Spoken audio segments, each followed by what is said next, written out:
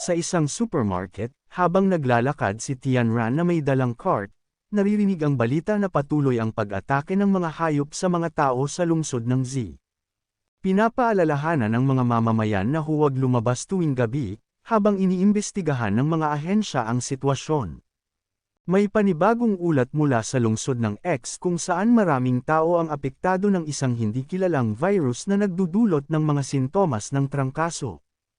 Habang pinipili ni Ran ang mga bibilhin, iniisip niya na mas mabuti nang mag-imbak ng pagkaing madaling itabi tulad ng delat ang pagkain, partikular ang K-food, isang paboritong brand ni Han.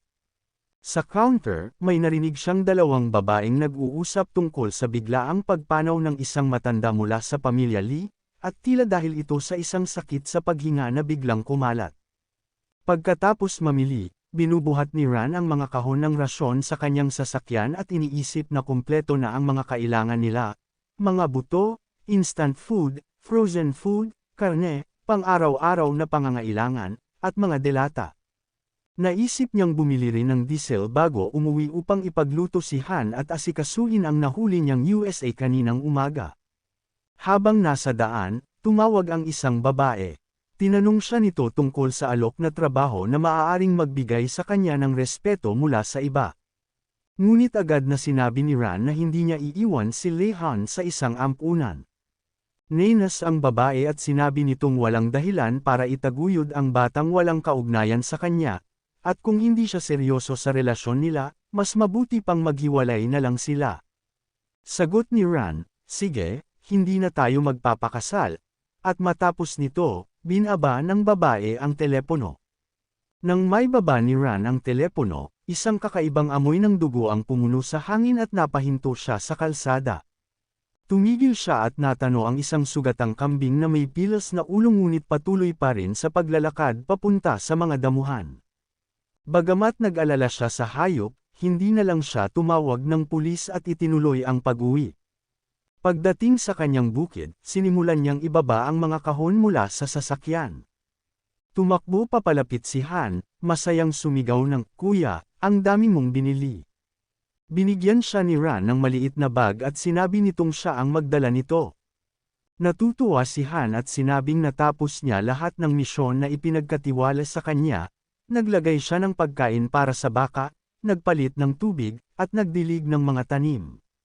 Dahil pagod na siya, hiling niya ang paboritong nilutong karne ng kuya. Ngumiti si Ran at sinabi, paano kung venison stew na may carrot para sa aking matako na kuting? Napasigaw si Han ng, hooray! Sa tuwa, handang mag-enjoy sa kanilang hapunan. Sinubukan niyang magsalita ngunit napansin niyang ang aso ay kumakain ng mga pananim. Pinalo ni Han ang aso at sumigaw, masamang siyabay. Hindi ka pwedeng kumagat ng mga pananim. Pumasok sila sa loob ng bahay, iniiwan ang kanilang mga yapak sa lupa. Habang kumakain ng damo, tinitingnan sila ni Baka, at namumula ang mga mata nito na parang gusto silang pigilan. Pagkatapos noon, sinabi ni Han sa kanyang kuya, hindi pa ako nakakakita ng solar eclipse. Magiging ganap na madilim ba ang langit at parang magiging gabi. Na-i-broadcast ang balita na ang pinaka-nakakamanghang araw ng siglo, ang eclipse, ay magsisimula na. Habang kumakain si Han, sinabi niya, ang sarap nito. Ang galing na ng pangangaso at pagluluto ni Big Brother.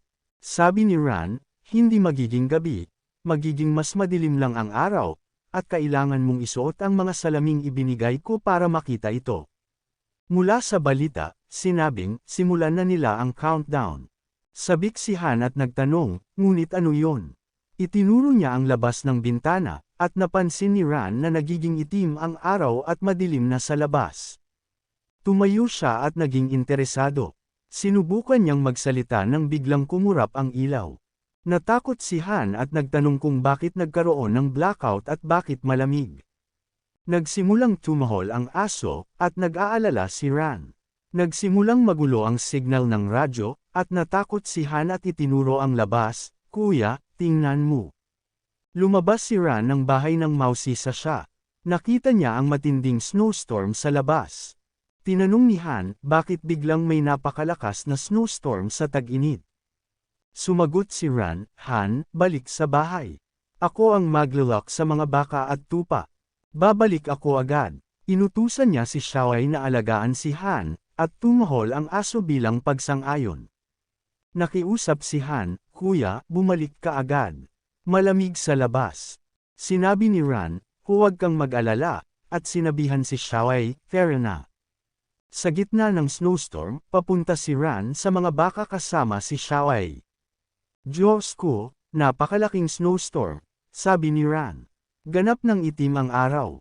Naging alerto si Ran nang makita niyang nagpapakita ang araw ng kakaibang liwanag. Kaunting liwanag lamang ang makikita, at may nakatayo na baka sa likod ni Ran. Nag-alala si Ran at sinabi, "Hindi maaari. Ang araw." Natakot din si Xiaowei. Inisip ni Ran na masyadong kakaiba ang mga pangyayari, mga tanim, snowstorm, at biglaang pagbabago sa araw. Nagsimulang tumahol si Xiaowei, nagpapahiwatig ng panganib.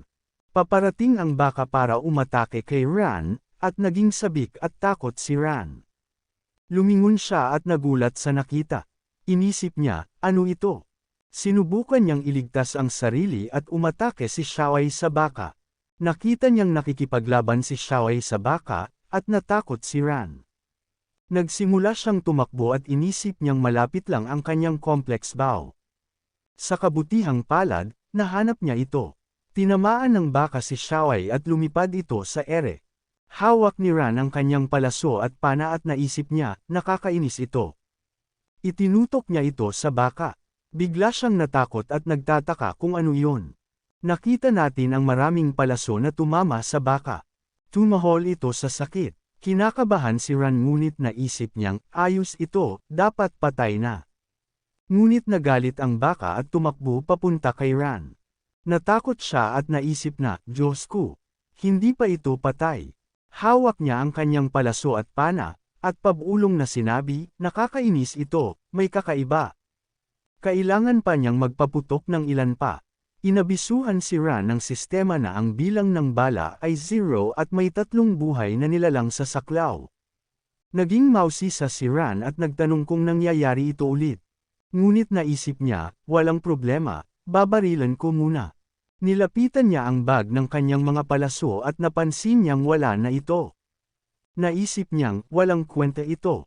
Inisip niyang nakakainis ito. Habang nag-iisip, inatake siya ng baka at natamba siya sa lupa. Nag-aalala si Xiai para sa kanya at nagsimulang tumahol. Sinubukan ni Ran na bumangon, umuubo siya habang nakatayo ang baka na tila handa nang umatake muli. Kinagat ni Xiai si Ran at patuloy na tumahol. Napansin ni Ran na parang may sinasabi si Xiai sa kanya at siya'y naging masigasig. Naisip ni Ran na patungo sa bahay ang direksyon, kaya natakot siya at naisip na nakakainis ito dahil ang baka ay bigla ring nag-mutate. Kung ganun, hindi naligtas si Han. Nakita natin ang mga mata ni Xiaobai na pula at naghahanda itong atakihin si Han. Natakot si Han at sumigaw na umatras si Xiai. Tinanong niya kung ano ang nangyari dito, ngunit galit na galit si Xiai at nagsimulang umungol, tumatakbo ito palapit kay Han para umatake. Samantala, dumating si Ran at pinigilan si Xiai para iligtas si Han. Sumigaw si Han, "Kuya!" At siya'y takot na takot. Naging mausisa si Ran at naisip na kahit si Xiai ay nag-mutate.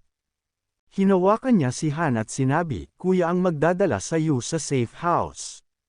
Magtago kang mabuti at huwag lalabas. May panganib sa labas at hindi pa ito tapos." Umiiyak si Han at sinabing, "Pero si Xiaobai." Sabi ni Ran, "Delikado na si Xiaobai ngayon. Makinig ka sa kuya, huwag na huwag lalabas."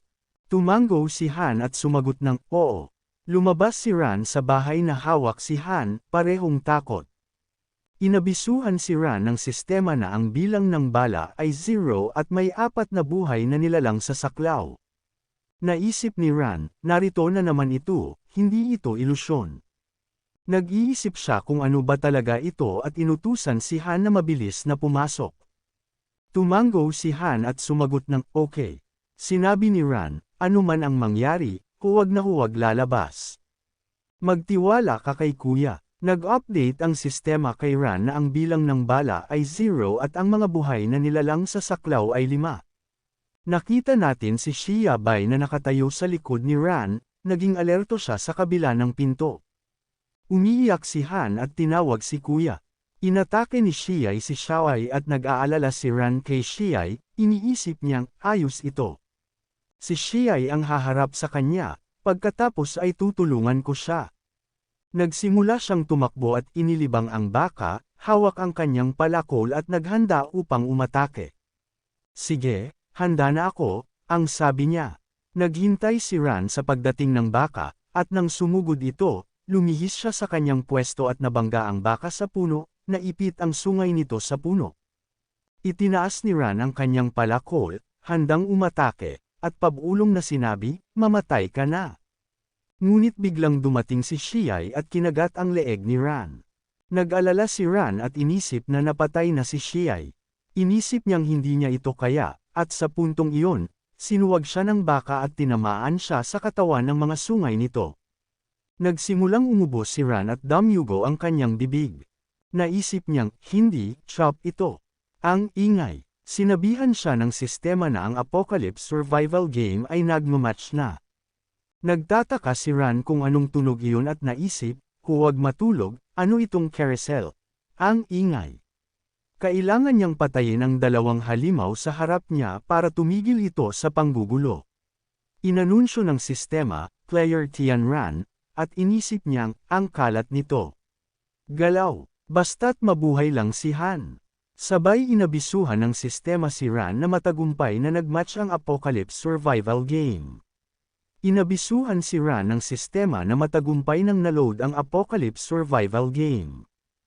Ang shelter ng player na si Tian Ran ay isang simpleng kanlungan sa Antas 1, at ang kanyang kasanayan ay tinatawag na Eye of Truth, na sa ranggo siyang B.